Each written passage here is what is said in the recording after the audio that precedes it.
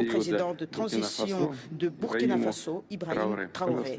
S'il vous plaît, Traoré. Monsieur Traoré. Camarade président Vladimir Poutine, camarade président chef d'État africain, camarade chef de délégation, bonjour. C'est un honneur pour moi ce matin donc de prendre la parole ici et de vous passer donc le salut fraternel du peuple du pays des hommes intègres. C'est aussi le lieu pour moi, avant tout propos, de rendre grâce à Dieu, Dieu Tout-Puissant qui nous a permis de nous réunir ici ce matin en bonne santé pour parler de l'avenir et du bien-être donc de nos peuples. Je m'en vais m'excuser auprès des anciens que je pourrais vexer dans mes propos à venir. Africanité oblige, les droits d'aînesse, je me dois de m'excuser.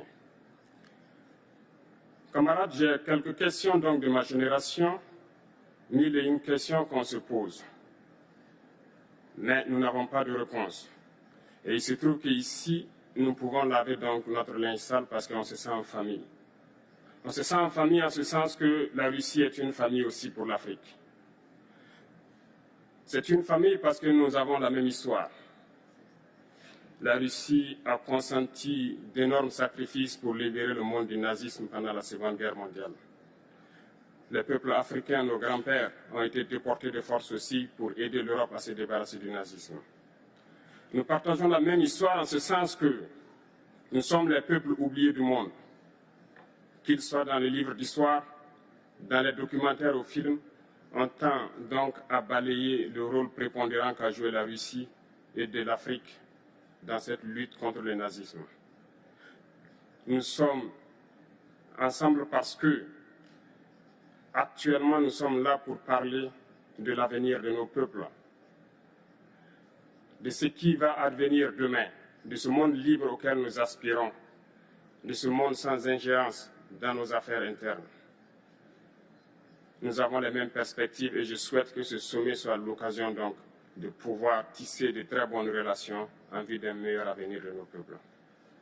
Les questions que mes générations se posent sont les suivantes, si je peux me résumer, c'est de ne pas comprendre comment l'Afrique, avec tant de richesses sous notre sol, avec une nature généreuse, de l'eau, du soleil en abondance, l'Afrique est aujourd'hui le continent le plus pauvre. L'Afrique est un continent affamé. Et comment se fait-il que les chefs d'État traversent donc le monde à mendier? Voici des questions que nous nous posons et que nous n'avons pas de réponse jusque-là. Nous avons l'occasion de tisser de nouvelles relations. Et j'espère que ces relations puissent être les meilleures pour donner un meilleur avenir à nos peuples. Ma génération me charge aussi de dire que, par ce fait de pauvreté, ils sont obligés de traverser l'océan pour essayer de rallier l'Europe. Ils meurent dans l'océan. Mais que prochainement, ils n'iront pas traverser parce qu'ils viendront devant nos palais pour chercher leur pitance quotidienne. Pour ce qui concerne le Burkina Faso, aujourd'hui, nous sommes confrontés depuis plus de 8 ans à la forme de manifestation la plus barbare, la plus violente du néocolonialisme, de l'impérialisme. L'esclavage qu'on tend encore à nous imposer. Nos dévanciers nous ont bien appris une chose. L'esclave qui n'est pas capable d'assumer sa révolte ne mérite pas que l'on s'apitoie sur son sort. Nous ne nous apitoyons pas sur nos sorts, on ne demande pas que quelqu'un s'apitoie sur notre sort. Le peuple burkinabé a décidé de lutter contre l'île terroriste en mesure de relancer son développement. Dans cette lutte, des vaillants peuples, des vaillantes populations se sont engagées à prendre les armes face au terrorisme, ceux que nous avons affectueusement appelés les VDP, des volontaires. Nous sommes surpris de voir les impérialistes traiter ces VDP de milices et de tout type. C'est décevant, parce qu'en Europe, lorsque des peuples prennent les armes pour défendre leur patrie, on les traite de patriotes. Nos grands-pères ont été déportés pour sauver l'Europe. Ce n'était pas avec leur consentement, contre leur gré. Et bien au retour, on se rappelle bien qu'à Tiaroy, lorsqu'ils ont voulu revendiquer leurs droits élémentaires, ils ont été massacrés. Cela ne fait rien donc. lorsque nous, peuple, nous décidions de nous défendre, on nous traite de milices. Mais là n'est pas le problème.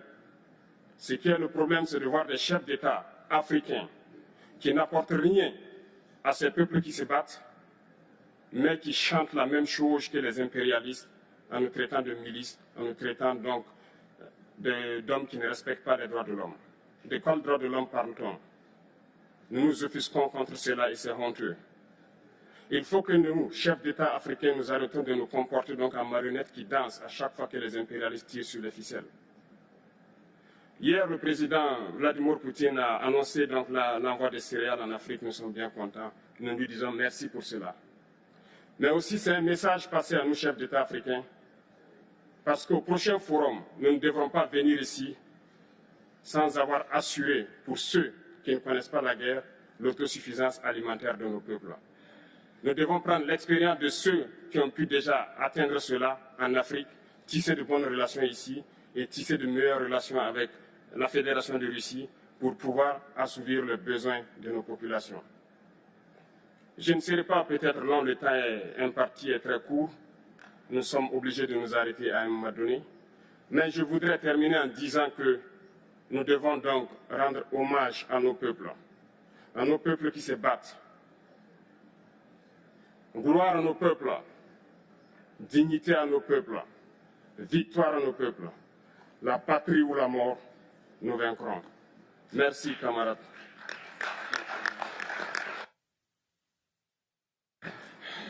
Спасибо, уважаемый господин Трауре. На что хотел бы обратить внимание. Вот только что выступивший коллега сказал о роли России в борьбе с нацизмом.